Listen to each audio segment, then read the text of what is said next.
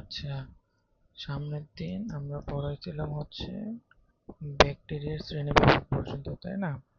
আজকে হবে আহ, রঞ্জন ভিত্তিক শ্রেণীবিভাগ। আচ্ছা, ব্যাকটেরিয়ার রঞ্জন ভিত্তিক শ্রেণীবিভাগ এটা অনুযায়ী কি ব্যাকটেরিয়া হচ্ছে দুই ধরনের, একটা হচ্ছে গ্রাম পজিটিভ ব্যাকটেরিয়া এবং একটা হচ্ছে গ্রাম নেগেটিভ ব্যাকটেরিয়া, ঠিক আছে?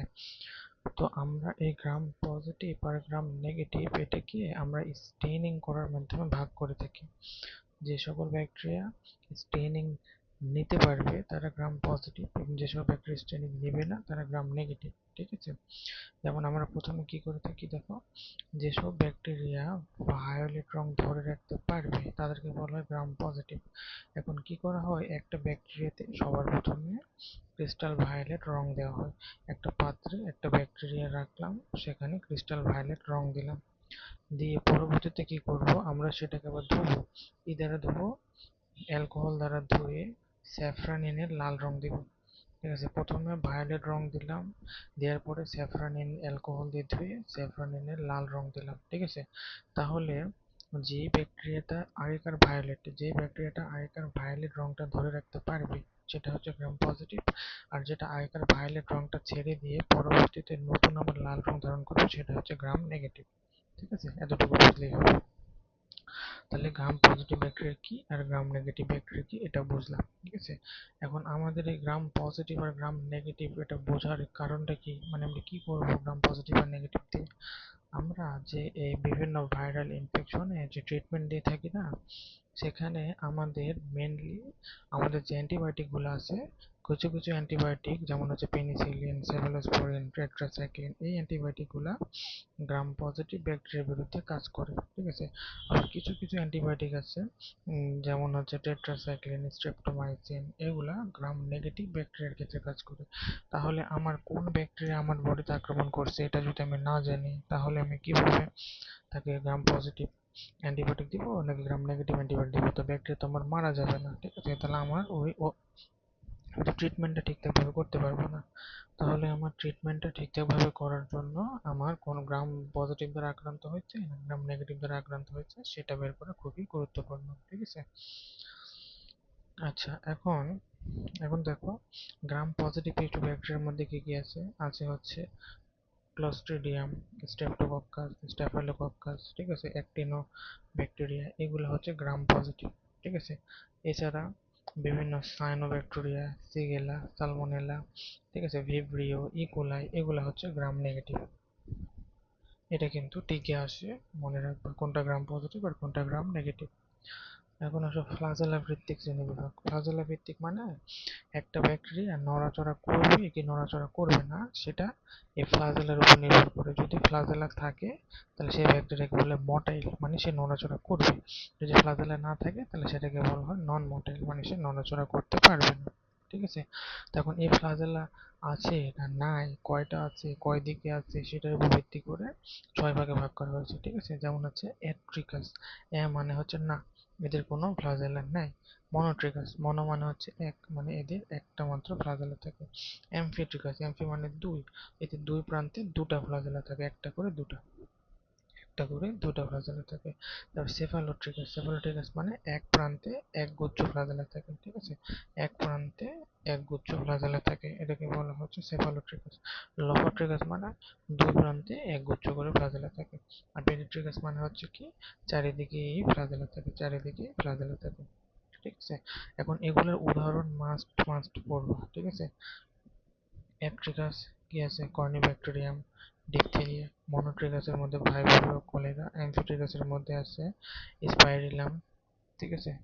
সেফালোট্রিকাসের মধ্যে সিউডোমোনাস ফ্লোরেসেন্স, ঠিক আছে? লফোট্রিকাসের মধ্যে আছে স্পাইরিলাম, ওকে? তারপর সালমোনেলা টাইফি, পেরিট্রিকাস,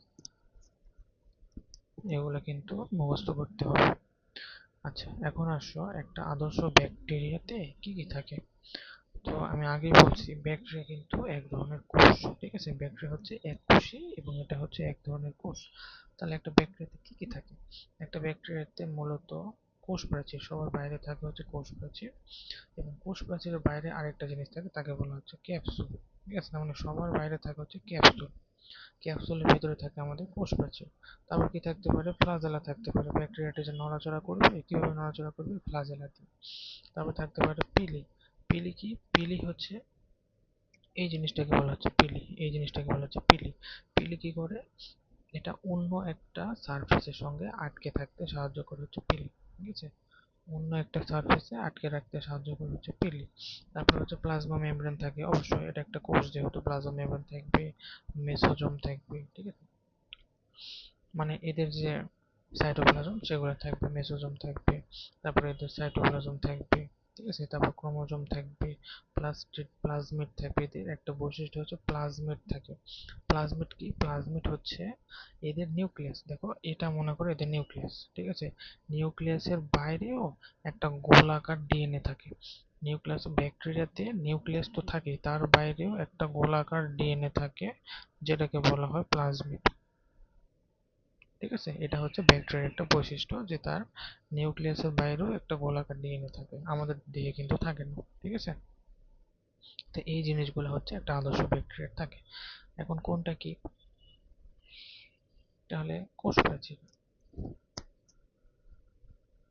তাহলে কোষ প্রাচীর আসবে, তাহলে একটা আদর্শ ব্যাকটেরিয়া কোষ প্রাচীর, এটা কি, কোষ প্রাচীর হচ্ছে একটা জড় পদার্থ, তাই না। কোষ প্রাচীর কি দিয়ে গঠিত, কোষ প্রাচীর মূলত পেপটিডোগ্লাইকান দিয়ে গঠিত। একটা নাম মনে রাখবো, কোষ প্রাচীর গঠিত হয় পেপটিডোগ্লাইকান দিয়ে, ঠিক আছে। এখন এই পেপটিডোগ্লাইকানের সাথে কিছু পরিমাণ মোরামিক অ্যাসিড ও টিকোইক অ্যাসিড থাকতে পারে, ওকে। এবং এই কোষ প্রাচীরের কাজ কি, কোষ প্রাচীর হচ্ছে ব্যাকটেরিয়াকে বাইরের আঘাত থেকে রক্ষা করে, এই কোষটাকে ধরে রাখতে সাহায্য করে, তারপরে কোষের ইন্টিগ্রিটি রক্ষা করে, তারপরে কোষের সাইজ শেপ এগুলো রক্ষা করে, ঠিক আছে, এগুলো হচ্ছে কোষ প্রাচীরের কাজ। এবং এর ভিতরে লাইসোজোম এনজাইম দ্বারা এর কোষ বিগলিত হয়, ঠিক আছে। এবং এর ভিতরে যদি লাইসোজোম এনজাইম থাকে সেটা এর কোষ প্রাচীরটা বিগলন করে ব্যাকটেরিয়াকে মেরে ফেলে, ঠিক আছে। আচ্ছা, এখন আসলে হলো ক্যাপসুল।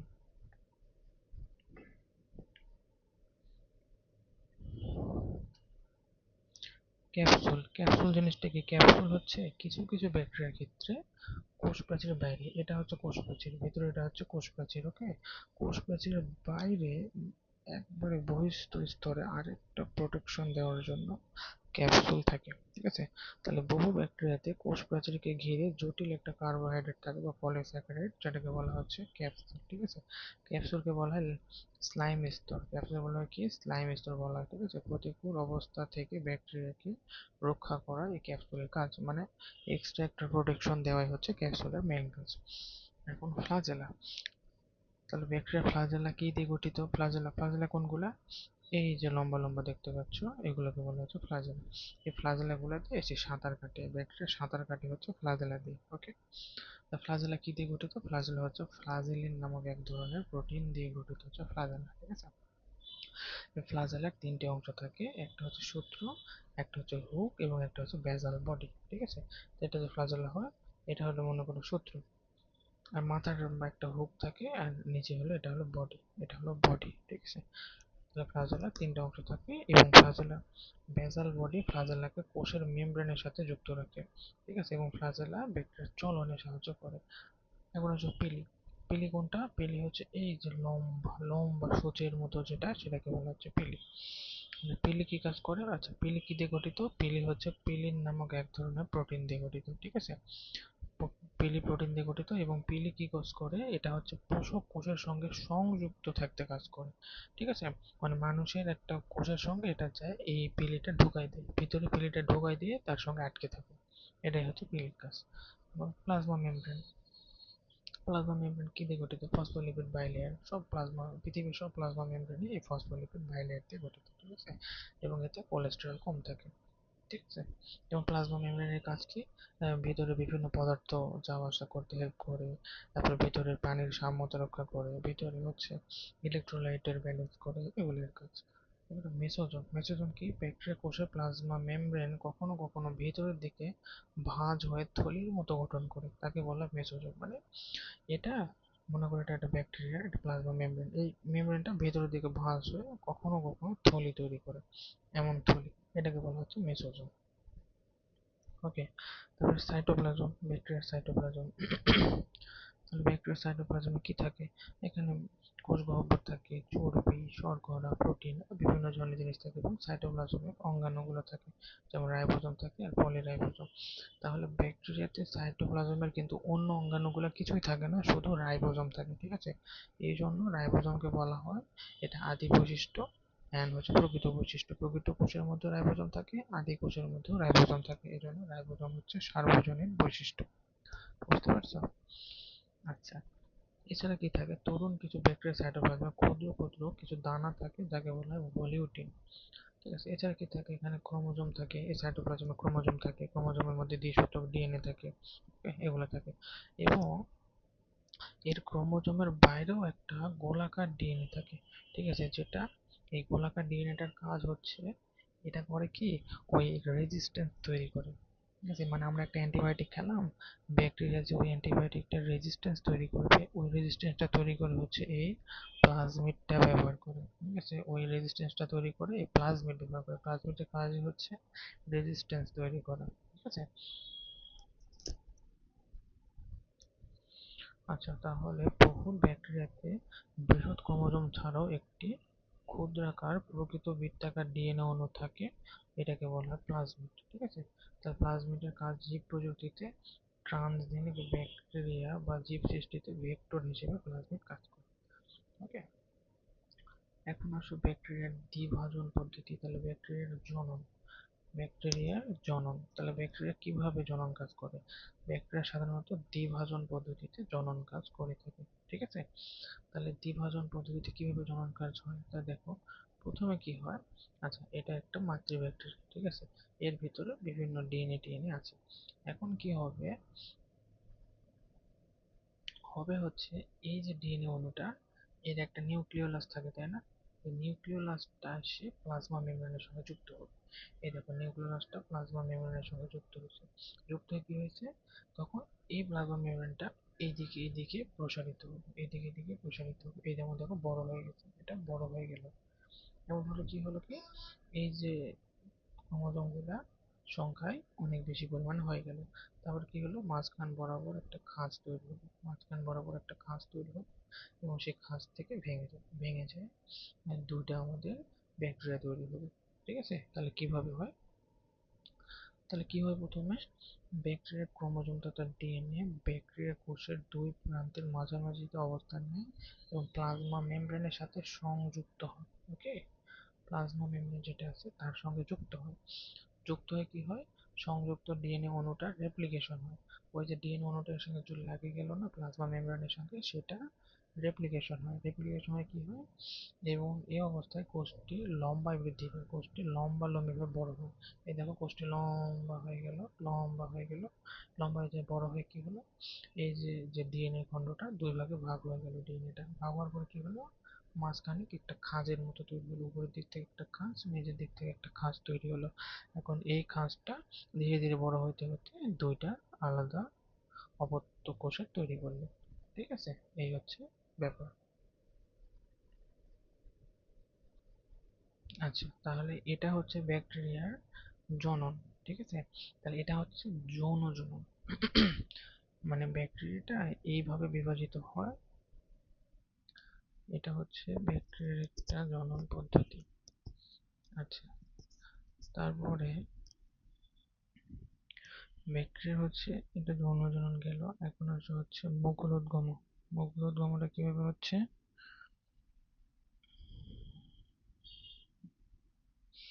এখানে কি হয়? ব্যাকটেরিয়াটা যখন খেতে পারে না, তখন এটা মুকুল তৈরি করে সাইটে, পার্শ্বের দিকে। মনে করো এটা একটা ব্যাকটেরিয়া। আচ্ছা,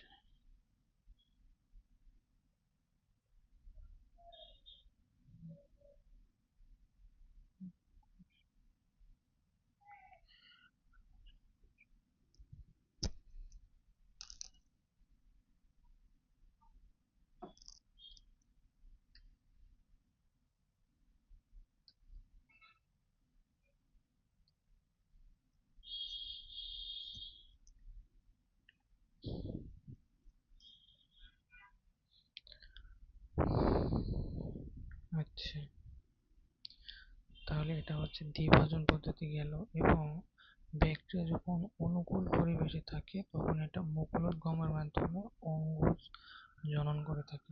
ঠিক আছে, মানে ব্যাকটেরিয়ার অনুকূল পরিবেশ মানে কি, যখন ব্যাকটেরিয়ার অনেক বেশি খাবার দাবার থাকবে তখন এটা এই মুকুলোদ্গমের মাধ্যমে বংশবৃদ্ধি করে থাকবে। ঠিক আছে, তাহলে মুকুলোদ্গম এই জিনিসটা কি জিনিস, এটা হচ্ছে মনে করে একটা ব্যাকটেরিয়া, এটা একটা ব্যাকটেরিয়া, তো এর পাশ দিয়ে মনে করে অনেক খাবার দাবার আছে, তখন কি হবে, এর দেহটা বড় হবে, এর পাশের থেকে ছোট একটা মুকুলের মতো তৈরি করবে, তৈরি করে এই জায়গাটা বিচ্ছিন্ন হয়ে একটা নতুন ব্যাকটেরিয়া তৈরি করবে।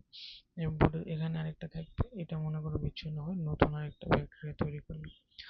এইভাবে যখন এটা তোমার অনুকূল পরিবেশে যখন থাকে তখন এটা মুকুলোদ্গমের মাধ্যমে বা কুড়ি তৈরির মাধ্যমে বংশ বিস্তার করে থাকে। ঠিক আছে, আচ্ছা এটা গেল। তারপরে আসো অযৌন জনন, ব্যাকটেরিয়ার অযৌন জনন। এটা কিভাবে হয়? অযৌন জনন হচ্ছে যখন প্রতিকূল পরিবেশে থাকে, মানে ব্যাকটেরিয়ার খাবার দাবার নেই, কিছু নেই, তাহলে কি তারা বডি থেকে বিভাজন করবে? অবশ্যই করবে না। সে কি করবে, তোমার হচ্ছে কিছু গনিডিয়া বা এন্ডোস্পোর সৃষ্টি করে সে মনে করো পরিবেশের মধ্যে ছেড়ে দিয়ে বসে থাকবে, যে এখন যদি জনন হয় হোক, না হয় না হোক, আগে আমার জীবনটা বাঁচে। আমি তো আর আমার নিজের বডি তো আর কেটে আর বাচ্চা তৈরি করবো না, তাই না, যেহেতু খাবারের সংকট। তাহলে এই ক্ষেত্রে আমাদের হবে যখন প্রতিকূল পরিবেশ থাকবে তখন আমাদের অযৌন জনন হবে। এবং এখানে কি করতে হয়, এখানে গনিডিয়া বা এন্ডোস্পোর সৃষ্টির মাধ্যমে আমাদের অযৌন জনন হয়ে থাকে। ঠিক আছে, আচ্ছা এখন গনিডিয়া জিনিসটা কি? আচ্ছা যেমন হচ্ছে লিউকোথ্রিস জাতীয় সূত্রাকার ব্যাকটেরিয়ার অগ্রভাগ হতে গনিডিয়া নামক অযৌন একক সৃষ্টি হয়, যেটা অনুকূল পরিবেশ পৃথক হয়ে যায়, যেটা একসঙ্গে পৃথক হয়ে যায় এবং অনুকূল পরিবেশ অর্থাৎ পূর্ণাঙ্গ ব্যাকটেরিয়া হিসেবে আত্মপ্রকাশ করে। এবং এন্ডোস্পোর যেমন হচ্ছে তোমার ব্যাসিলিসি গোত্রের যে ব্যাকটেরিয়া আছে তারা এন্ডোস্পোর তৈরি করে, মানে একটা স্পোর তৈরি করে, সেই স্পোরটা পরিবেশের মধ্যে ছেড়ে দেয় এবং সেই স্পোরটা যদি সে একটা অনুকূল পরিবেশ পায় তাহলে সেখান থেকে বাচ্চা হবে, যদি অনুকূল পরিবেশ না পায় তাহলে সেখান থেকে কোনোভাবে হবে না। ঠিক আছে, এটা হচ্ছে এন্ডোস্পোর তৈরি করে। ঠিক আছে, তো মনে করো এই এন্ডোস্পোরটা মাটিতে ছেড়ে দিছে, এখন তুমি মাটিতে গেলে তোমার পা কেটে গেছে, তখন কি হবে, তোমার পায়ে ওই এন্ডোস্পোরটা ঢুকে যাবে। স্পোর কিন্তু কখনো মারা যায় না, ঠিক আছে, স্পোর কখনো মারা যায় না, এটা সবসময় ভালো থাকে, কিন্তু যখন এটা আবার অনুকূল পরিবেশ পায় তখনই যায় সেখান থেকে আবার ব্যাকটেরিয়া জন্ম দেয়। ঠিক আছে, তো ওই যে আমাদের টিটেনাস হয় না, তো আমি মনে করো কেউ জমিতে কাজ করতে গেছে, এই যে পা কেটে গেল, তো তখন ওই স্পোরটা ওর পা দিয়ে ঢুকে বডিতে ঢুকবে এবং বডির যে তাপমাত্রা, যে ওয়েদার, সেটাতে আবার স্পোরটা বড় হয়ে সেটা আবার হচ্ছে রোগ জীবাণু ছড়াবে। বুঝেছো? আচ্ছা, তারপরে আসা হচ্ছে এর যৌন জনন। এর যৌন জনন কিভাবে হয়? যৌন জনন হয় হচ্ছে আমাদের দুই ভাবে, একটা হচ্ছে কনজুগেশন, আর একটা হচ্ছে তোমার তিন ভাবে হয়। ঠিক আছে, একটা ট্রান্সফরমেশন আর ট্রান্সডাকশন। ঠিক আছে, কনজুগেশনের মাধ্যমে যৌন জনন, একটা হচ্ছে ট্রান্সফরমেশনের মাধ্যমে, একটা ট্রান্সডাকশনের মাধ্যমে। এই তিন ভাবে যৌন জনন হয়ে থাকে। আচ্ছা এখন কনজুগেশনের মাধ্যমে কি হয়? কনজুগেশনের মাধ্যমে কি হয়, এখানে একটা দাতা কোষ, একটা দাতা ব্যাকটেরিয়া এবং একটা গ্রহীতা ব্যাকটেরিয়া থাকবে। কোষের মধ্যে একটি ফাঁপা নলের মতো তৈরি হবে। দেখো এটা মনে করে একটা দাতা ব্যাকটেরিয়া আর এটা একটা গ্রহীতা ব্যাকটেরিয়া। কি হবে কনজুগেশনে, একটা এদের মাঝখানে একটা ফাঁকা জায়গা তৈরি হবে এবং এই কোষের যে প্লাজমিডটা সেটা এই কোষে পার হয়ে প্লাজমিডটা এখানে চলে আসবে। ঠিক আছে, মানে এর অনুলেপনটা, এখানে একটা অনুলিপি তৈরি হবে দুইটা আলাদা আলাদা ব্যাকটেরিয়া হবে। ঠিক আছে, তো এটাকে বলা হয় কনজুগেশন প্রক্রিয়া। ঠিক আছে, এর প্রথমে প্লাজমিড রেপ্লিকেট করে তৈরি হয় এবং একটি দাতা কোষ থেকে যা অপর একটি নালীপথে গ্রহীতা কোষে প্রবেশ করে এবং বহু ব্যাকটেরিয়া এভাবে প্রচলিত ওষুধের প্রতি প্রতিরোধ গড়ে তোলে। ঠিক আছে, তাহলে এই যে প্লাজমিড, আমি আগে বলছি প্লাজমিড কি করে ওষুধের প্রতি রেজিস্ট্যান্স বা প্রতিরোধ তৈরি করে হচ্ছে প্লাজমিড। আচ্ছা, তারপরে আছে কি ট্রান্সফরমেশনটা কি, তাহলে কনজুগেশন কি হলো, একটা দাতা গ্রহীতা, তাদের মাঝখানে একটা নালী তৈরি হবে এবং এই নালী দিয়ে তোমার ওই ডিএনএ অংশটা এখানে পার হয়ে যাবে। আচ্ছা, এখন ট্রান্সফরমেশন এখানে কি হয়, পরিবেশ থেকে অন্য ব্যাকটেরিয়ার ডিএনএ গ্রহীতা কোষে প্রবেশ করে রিকম্বিনেন্ট করতে পারে, ঠিক আছে। মানে ট্রান্সফরমেশন মানে পরিবেশ থেকে অন্য ব্যাকটেরিয়ার ডিএনএ গ্রহীতা কোষে প্রবেশ করলো। মানে এটা একটা ব্যাকটেরিয়া কোষ এমনি আছে মনে করো, হঠাৎ করে পরিবেশ থেকে এমনি একটা ডিএনএ খন্ড এর মধ্যে প্রবেশ করলো, এমনি একটা ডিএনএ খন্ড এমনি প্রবেশ করে এটা এর ভিতরে সংখ্যাবৃদ্ধি করতে থাকলো, এটাকে বলা হবে ট্রান্সফরমেশন। আর ট্রান্সডাকশন জিনিসটা কি? ট্রান্সডাকশন হচ্ছে যদি ভাইরাস যদি ব্যাকটেরিয়ার ভিতরে ঢুকে কাজ করে তাহলে সেটাকে বলা হবে ট্রান্সডাকশন, ঠিক আছে। যেমন হচ্ছে ফাজ ভাইরাসের মাধ্যমে এক ব্যাকটেরিয়ার জিনোম কখনো ও ফাজ জিনোম অন্য ব্যাকটেরিয়াতে প্রবেশ করে রিকম্বিনেন্ট করতে পারে, ঠিক আছে। এটাকে বলা হয় ট্রান্সডাকশন। ট্রান্সডাকশন মানে কি? তাহলে এই যে ব্যাকটেরিয়ার জিন সেটা যদি একটা ভাইরাস বহন করে নিয়ে যায়, এটা একটা ব্যাকটেরিয়া, এটা একটা ব্যাকটেরিয়া, তাহলে একটা এর যে জিন, এই জিনটা যদি এর বডিতে একটা ভাইরাস বহন করে নিয়ে যায়, ঠিক আছে, মানে ভাইরাসটা এর জিনটা এর বডিতে নিয়ে এসছে, তাহলে সেটাকে বলা হবে ট্রান্সডাকশন। আর যদি অটোমেটিক পরিবেশ থেকে অটোমেটিক যদি ডিএনএটা ভিতরে ঢুকে তাহলে সেটাকে বলে ট্রান্সফরমেশন। আর কনজুগেশন কি? দুইটা দুইটা কোষ থাকবে বা হচ্ছে দুইটা তোমার ব্যাকটেরিয়া থাকবে, দুটো ব্যাকটেরিয়ার মধ্যে নালী তৈরি হবে, নালী দিয়ে এখানে যে হচ্ছে তোমার প্লাজমিডটা আছে সেটা দুটো ভাগে ভাগ হয়ে একটা প্লাজমিড এখানে পার হয়ে আসবে, এটাকে বলা হয় কনজুগেশন, ঠিক আছে। এই তিনটা জিনিস কিন্তু খুব ইম্পর্টেন্ট। আচ্ছা, এখন আসো ব্যাকটেরিয়ার উপকারিতা। ব্যাকটেরিয়া আমাদের কি কাজে ব্যবহৃত হয়?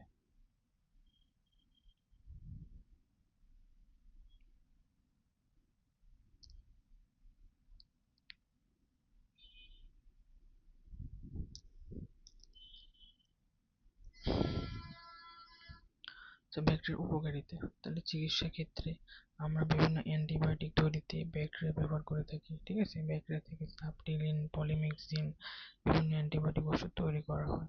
তারপর টিকা, ডিপিটি টিকা, ডিপথেরিয়া, হুপিং কাশি, পার্টুসিস, এই টিকা তৈরিতে আমরা ব্যাকটেরিয়ার কোষের অংশ ব্যবহার করি, ঠিক আছে।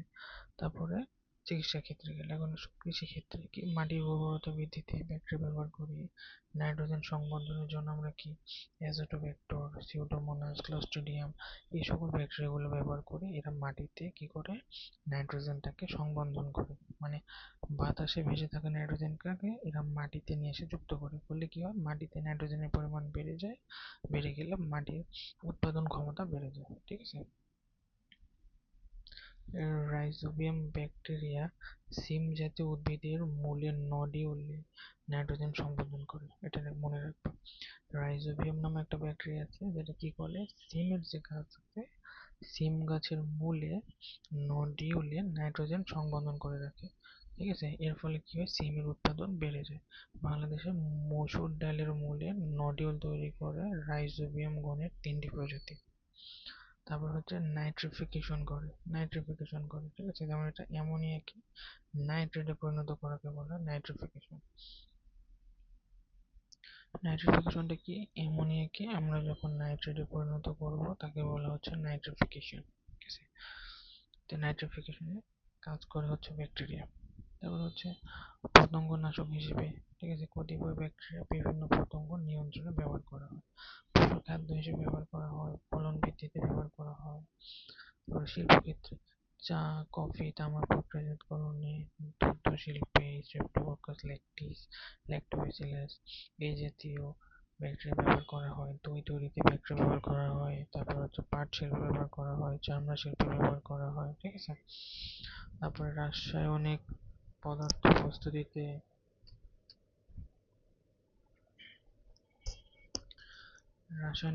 প্রস্তুতিতে যেমন হচ্ছে ভিনেগার প্রস্তুতি, ল্যাকটিক অ্যাসিড প্রস্তুতি, অ্যাসিটন প্রস্তুতি এগুলোতেও আমরা ব্যবহার করে থাকি, ঠিক আছে।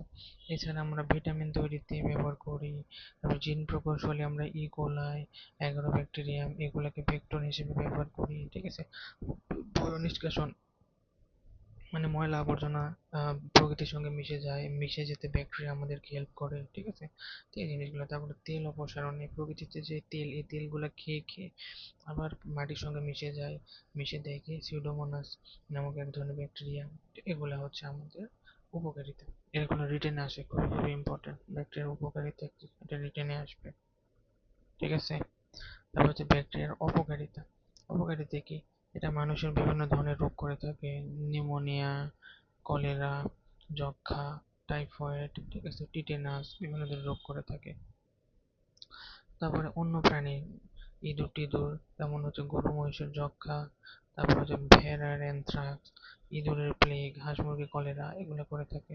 উদ্ভিদের বিভিন্ন রোগ করে থাকে, যেমন ধানের তন্তু রোগ, তারপরে ধানের পাতার ধসা রোগ, ঠিক আছে, আখের পাতা আঠা ঝরা রোগ, এগুলো করে। এগুলো একটু রিডিং পড়ে নি, কি কি করে থাকে, ঠিক আছে। অত মানে এটাও কিন্তু রিটেনে আছে, ইম্পর্টেন্ট অনেক, কিন্তু আমি আর কি পড়াবো, শুধু রিডিং পড়া। আচ্ছা, তারপরে আসো ধান গাছে ব্লাইট রোগ।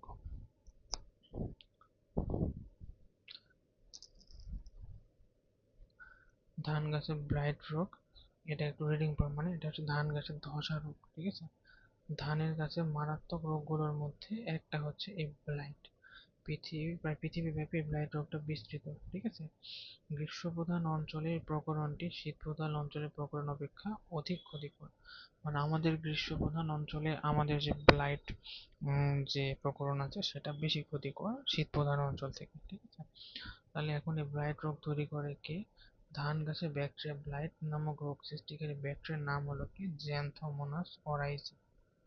জ্যান্থোমোনাস অরাইজি, ঠিক আছে। এরা কি জ্যান্থোমোনাস অরাইজিটা কি? এরা হচ্ছে একটা গ্রাম নেগেটিভ ব্যাকটেরিয়া এবং এরা স্পোর তৈরি করে না, ঠিক আছে। এরা কিন্তু কোনো স্পোর তৈরি করে না, এদের কোনো ক্যাপসুলও নেই এবং এদের একটি ফ্লাজেলা থাকে, ঠিক আছে, যাতে এরা নড়াচড়া করতে পারে। ওকে, এখন আসো তাহলে রোগাক্রমণ, রোগ কিভাবে ছড়ায়।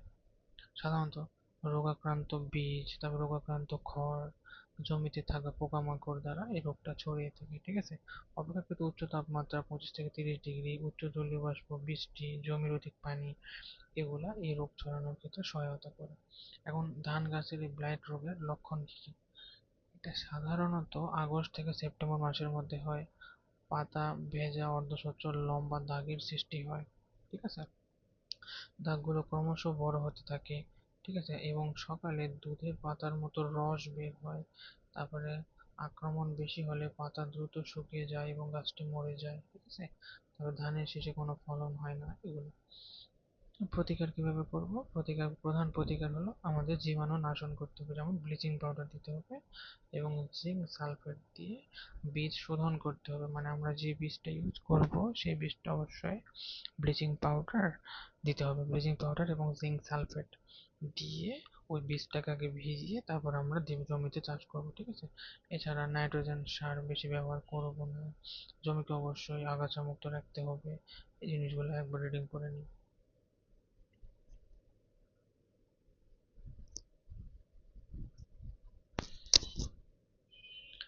আচ্ছা, এখন আসা হলো কলেরা। কলেরা রোগ, তাই না? কলেরা কি দেখে? কলেরা গড়ে হচ্ছে ভাইব্রিও কলেরা নামক এক ধরনের ব্যাকটেরিয়া।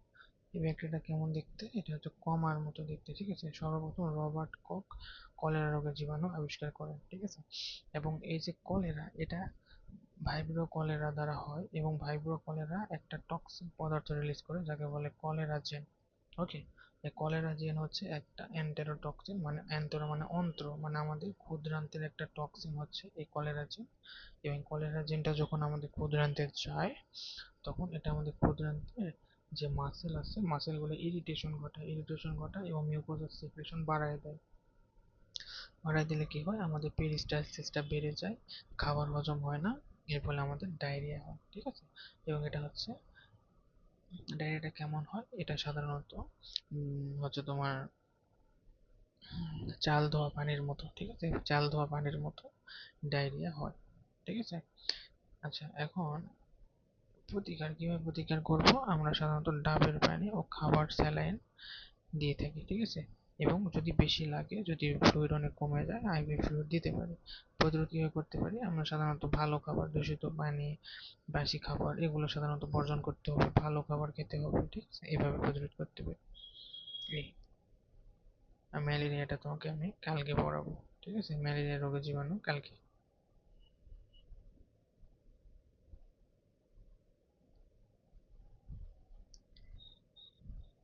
এই তো আর একদিন হলে শেষ।